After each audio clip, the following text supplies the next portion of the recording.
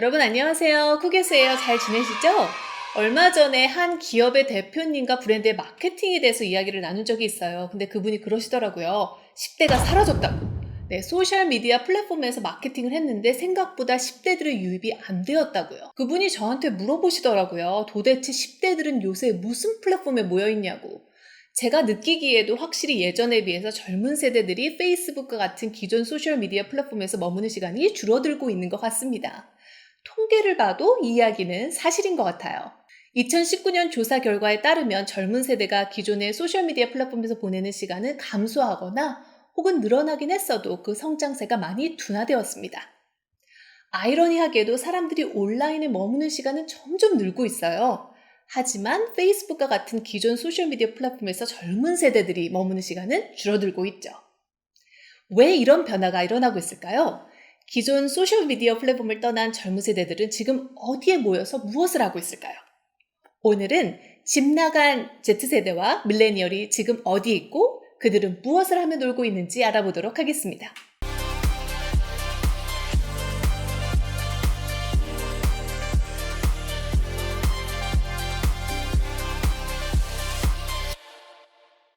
요새 디지털 마케팅, 특히 소셜미디어 마케팅을 안 하는 기업은 아마 없을 거예요. 특히 젊은 세대를 공략하기 위해서는 가장 중요한 광고 플랫폼이죠. 특히 기존의 수익 모델 광고를 넘어서 소셜미디어는 커머스로 기능과 서비스를 확대하고 있습니다. 인스타의 경우 최근 앱 안에서 결제할 수 있는 체크아웃 기능을 출시했죠. 현재는 미국 일부 브랜드만 서비스가 가능하지만 지속적으로 확장을 계획하고 있습니다. 이 서비스의 가장 큰 장점은 고객이 별도의 사이트로 이동하지 않고 소셜미디어 플랫폼 안에서 쉽게 결제를 할 수 있다는 점이에요. 이러한 서비스가 활성화되기 위해서 가장 중요한 건 무엇일까요? 바로 사람들이 더욱 많이 모여서 더욱 많은 시간을 플랫폼에서 머무는 거죠. 하지만 앞서 보여드리는 것처럼 전 세계적으로 기존 대형 소셜미디어 플랫폼에서 고객들이 머무는 시간은 감소하고 있습니다. 지난해 국내 소셜미디어 이용률은 47.7%로 2011년 이후 첫 감소 추세를 보였다고 합니다. 특히 페이스북은 2년 연속 하락하는 추세이고요. 카카오가 야심차게 출시한 카카오 스토리는 매년 큰 폭으로 사용 비율이 떨어지고 있으며 트위터 역시 2018년 14%에서 작년 5.3%까지 급감했다고 하네요. 이렇게 기존의 대형 소셜미디어 플랫폼을 떠나는 추세는 특히 소비와 트렌드를 주도하는 젊은 세대, Z세대와 밀레니얼에 두드러집니다. 왜 이런 일이 벌어지고 그럼 그들은 지금 어디에 모여 있을까요? 브랜드 디지털 컨텐츠 전문가인 세라 윌슨은 그 원인을 오랫동안 쌓여온 소셜미디어의 피로도 때문이라고 분석을 하더라고요. 젊은 세대들은 오랜 시간 동안 자신의 정체성을 소셜미디어에서 형성을 해왔죠. 하지만 실제 자신의 모습과 소셜미디어에서 자신의 모습 간의 괴리감은 더욱 커집니다.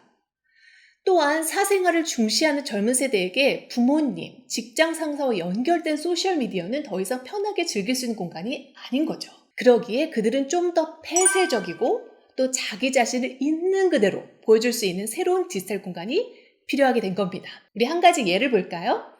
2019년 설문조사에서 보면 30세 이하의 응답자 중 대다수는 공개된 포럼이나 피드보다 개인 간의 메시지로 소통하는 것을 선호하며 응답자의 60%는 비공개 그룹에서 소통하면 좀 더 마음 놓고 공유할 수 있다고 밝혔어요. 특히 30세 이하 응답자의 38%는 페이스북에서 오로지 메신저의 기능만 사용할 정도라고 합니다. 이 Z세대와 밀레니얼은 소셜미디어에서 엔티소셜, 다시 말해서 폐쇄적인 소셜 네트워크를 선호한다는 걸 볼 수 있죠. 젊은 세대에게 페이스북은 자신의 사생활을 공유하고 소통하는 것이 아닌 카카오톡을 대신한 용도로 사용하고 있다니 재밌지 않나요? 기존의 플랫폼들도 이러한 조금 더 개인화된 커뮤니티 중요성에 대해서 알고 있습니다. 얼마 전 인스타그램에서 새로운 기능 추가된 거 보신 적 있으신가요? 네, 친한 친구 기능이죠. 나의 사생활을 내가 선정한 친구들에게만 공개하는 겁니다. 아니, 내가 휴가 가서 먹은 맛있는 음식을 팀장님께 보여줄 필요는 없으니까요. 기업이 이러한 폐쇄적 소셜 네트워크를 선호하는 젊은 세대를 타겟팅하기는 참 어렵습니다. 왜 그럴까요? 아니, 생각을 해보세요. 공개적인 이야기가 아니라 친구와 이야기하려고 하는데 누가 끼어들어서 우리 서비스가 막 좋다, 우리 상품이 좋다 그러면 누가 좋겠어요? 그러기에 기업은 10대 여성, 30대 남성 이런 식의 단순한 연령이나 성별 관점에서 고객에게 접근하는 것을 이제 피해야 합니다. 철저한 고객 분석과 행동 연구를 통해서 정말 친한 친구와 같이 개인화된 맞춤 서비스를 제공해야 한다는 거죠. 그럼 그러한 방식의 서비스 예를 한번 해외에서 찾아볼까요? 여러분이 맛집을 찾고 싶을 때 친구같이 추천해주는 서비스가 있으면 얼마나 좋을까요?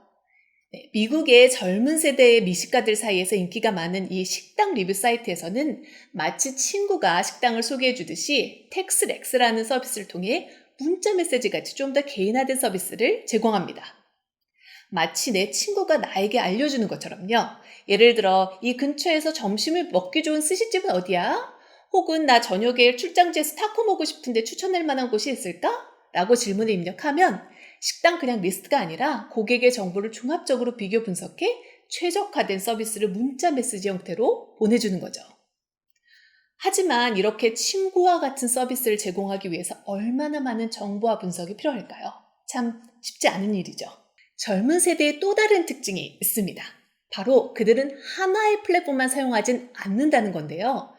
우리 예전에 우리 대표님들 싸이월드 사용하실 때 어떠셨나요? 거기에 뭐 다이어리도 쓰고 친구들하고 즐거웠던 뭐 순간 사진도 올리고 뭐 노래도 듣고 쪽지도 보냈고 다 하셨죠? 이제는 그렇지 않습니다.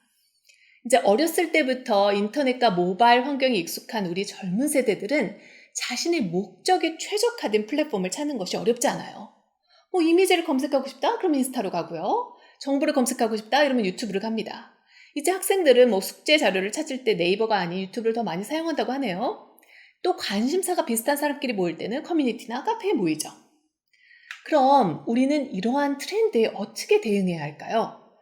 앞서 말씀드린 제가 그 대표님 이야기로 다시 돌아가서 저는 그분께 무조건 디지털 광고를 시작하기 전에 타겟하는 고객에 대한 정확한 이해를 바탕으로 그들이 SNS에서 어떤 정보를 얻기를 원하는지를 고민하고 이에 맞는 플랫폼을 목적에 맞게 다양하게 선택하라고 조언을 드렸어요. 우리의 제품의 비주얼적인 부분을 고객이랑 소통하고 싶으면 인스타로, 브랜드 스토리나 정보를 전달하고 싶으면 유튜브로 이렇게요. 단순하게 어떤 SNS 플랫폼이 뜨니까 거기에다 홍보해볼까 이런 접근이 아니라 우리의 고객이 누구이고 어떤 방식으로 소통하는 게 가장 좋을까에 대한 고민이 먼저 있어야 한다는 거죠.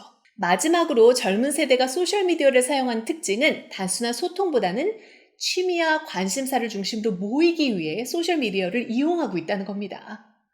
혹시 포트나이트라는 게임 아시나요? 네, 전 세계 2억 명이 즐기고 동시 접속자가 800만 명에 이르는 게임인데요. 젊은 세대들은 단순히 게임을 즐길 때뿐만 아니라 그 시간 이외에도 다른 사람의 플레이도 보고 뭐 채팅도 하고 한 번도 만나지 못한 사람과 네트워킹을 즐기고 있습니다. 관심도 없는 남의 일상을 공유하는 기존의 소셜 네트워킹 플랫폼보다 훨씬 재밌을 것 같죠? 이러한 공통 경험 커뮤니티에서 게임이나 뭐 아이돌 덕질 같은 특정 경험은 네트워킹의 촉매제가 됩니다. 또 이러한 커뮤니티는 진입 장벽이 있어요. 뭐 게임을 하거나 아이돌을 좋아하는 건 아무나 할 수 있는 것은 아니잖아요. 그러기에 부모님이 들어올 수 없는 어떤 독립 커뮤니티가 형성되는 거죠. 기업들은 이러한 끈끈한 커뮤니티를 활용해서 다양한 마케팅 활동을 펼치고 있습니다. 여러분들이 잘 아시는 트위치도 이러한 기능을 하고 있어요. 주로 게이머인 라이브 스트리머들은 자신의 게임 플레이를 다른 사람들과 공유하고 또 사람들은 그 안에서 소통을 하죠. 지금 보시는 트위치의 통계를 보면 정말 대단하죠. 지금 이 순간에 스트리밍을 시청하는 사람이 200만 명에 한 달 동안 재생 시간만 15억 시간입니다. 특히 이러한 성장세는 코로나가 심각해진 2020년 중반기 이후로 두드러지고 있네요. 우리 집 나간 젊은 세대들이 사실은 다 여기에 모여 있는 것 같습니다. 오늘은 과연 젊은 세대들은 어떤 소셜미디어 플랫폼을 사용하고 이를 어떻게 사용하는지를 알아보았어요. 소셜미디어가 일상이 되어버린 젊은 세대는 너무 피로를 느낀 나머지 오히려 엔티소셜, 즉 반사회적인 소셜미디어를 추구하고 있다는 겁니다. 즉 좀 더 프라이빗하게, 비공개적으로 관심사에 따라서 모이고 있는 거죠. 이렇게 젊은 세대의 디지털 라이프가 변하게 되면서 기업은 고객에게 도달하기가 더 어렵고 마케터에게는 더 힘든 새로운 도전이 되는 거죠. 디지털 공간에 곳곳이 숨어있는 젊은 세대를 제대로 찾아서 공략을 해야 하니까요. 이는 우리가 점점 굉장히 세분화된 마케팅을 해야 한다는 결론을 줍니다. 내 타겟 마켓을 세밀하게 세분화하고 분석해서 그들의 관심사를 바탕으로 일단 그들이 있는 커뮤니티를 찾아내야 해요. 그리고는 개인화된 마케팅을 해야 합니다. 마이크로 커뮤니티를 이끌고 있는 인플루언서와의 협업이나 우리의 제품이나 서비스와 잘 맞을 만한 공통 경험 커뮤니티를 잘 공략하는 것이 필요하겠죠? 그럼 도움이 많이 되셨나요? 그럼 다음 시간에 더 좋은 내용으로 들어보겠습니다. 안녕히 계세요.